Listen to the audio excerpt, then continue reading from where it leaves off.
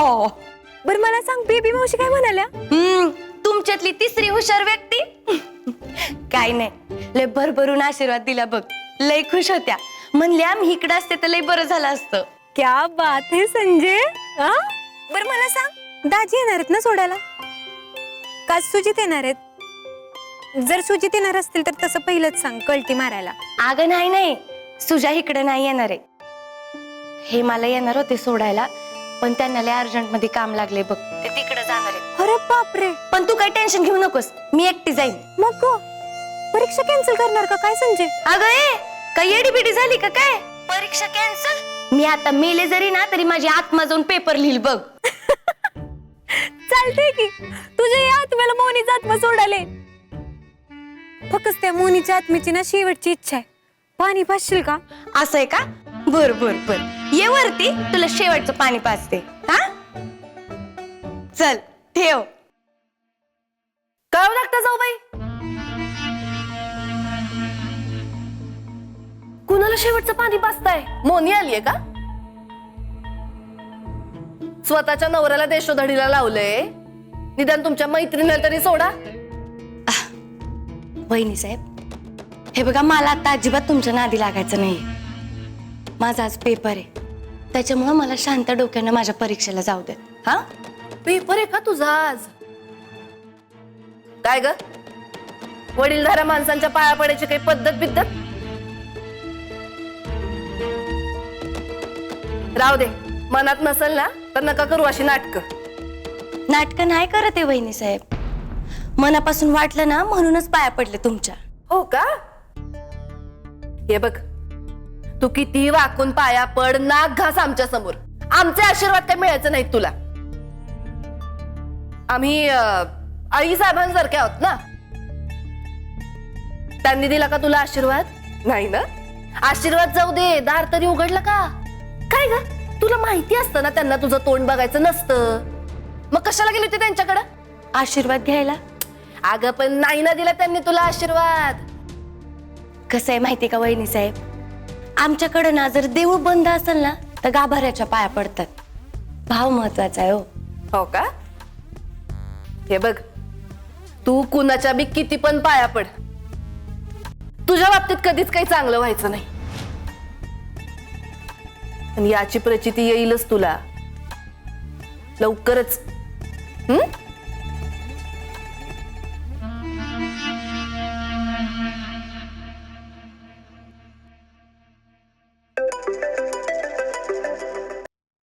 Hello, हा बोला. झालं का तुमचं काम? नाही पोहोचतोच आहे. बरं ऐक, हॉल तिकीट, पेन वगैरे सगळं घेतलंस का? पेन चालतोय ना तुझा? हो चालतोय. आणि पेपर सोडवताना पॅनिक होऊ नकोस. प्लॅनिंग कर, व्यवस्थित नियोजन ठेव.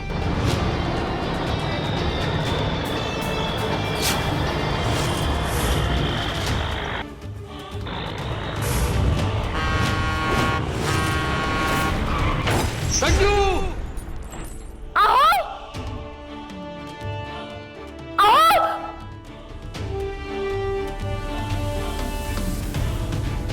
तुझ्या बाबतीत कधीच काही चांगलं व्हायचं नाही. आणि याची प्रचिती येईलच तुला लवकरच.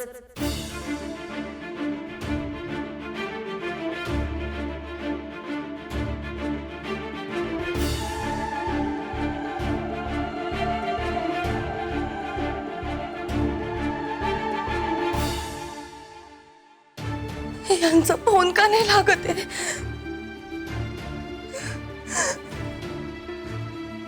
संजय, मोने,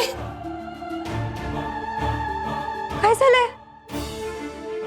अगं मी आता यांच्याशी फोनवर बोलत होते आणि अचानक लय जोरात ब्रेक दाबायचा आवाज आला.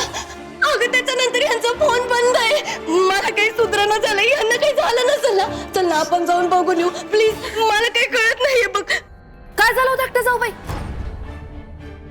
रणजित भाऊजींचा फोन होता का? ब्रेकचा आवाज आला? अगं बाई, म्हणजे नक्कीच कुठल्या तरी गाडीनं उडवला असणार बघा. वहिनी साहेब, आता तुम्हीच म्हणलं की ब्रेकचा आवाज आला, आता फोन लागत नाहीये. हा, अरे देवा बैरोबा, तर काय वाढून ठेवलंयस पुढ्यात. तरीच नाही नाही, तुम्ही जगात कसं पण वागा, पण आयुष्य असं वागलात ना तर तुम्हाला पाप सोसावंच लागतंय. बघत काय राहिला, फोन लावा की. आधीच आमच्या रणजित भाऊजींना तुझ्यामुळे असे भोग भोगावे लागतायत, त्यात अजून भर नको पडायला बाई. फोन लाव पटकन. काय झालं? अरे देवा भैरोबा, लागत नाही वे फोन. पडला असणार ना. हा, आता गाडीनं उडवलंय म्हणल्यावर पडणारच की फोन.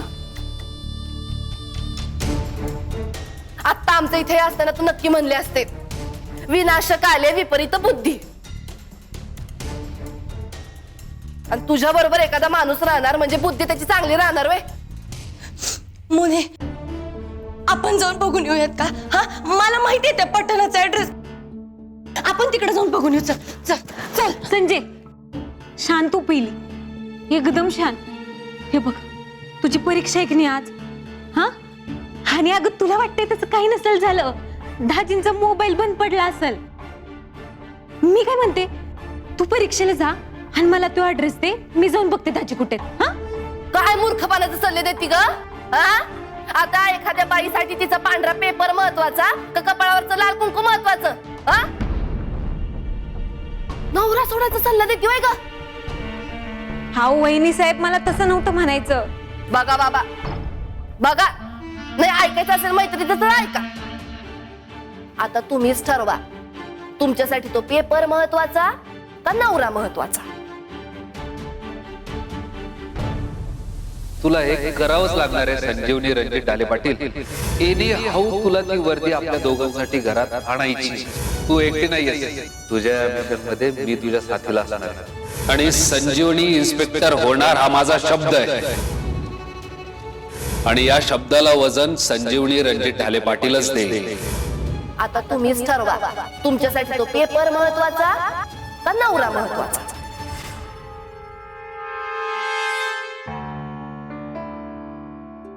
रणजितराव, वेळ आली होती पण का आला नव्हता, थोडक्यात बचावले. हो ना.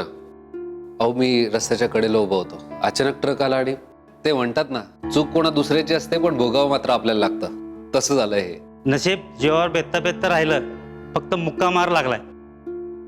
अहो, त्या ट्रकाचा ब्रेक फेल झाला होता, तरी नशीब त्यानं लगेच कट मारला आणि थोडक्यात बचावले. हो, आम्ही दोघं तिथंच होतो म्हणून लगेच त्यांना दवाखान्यात घेऊन आलो. पण खरंच तुमचे खूप आभार. आज जगात ज्या गोष्टीची गरज आहे ती गोष्ट तुम्ही दाखवली, माणुसकी.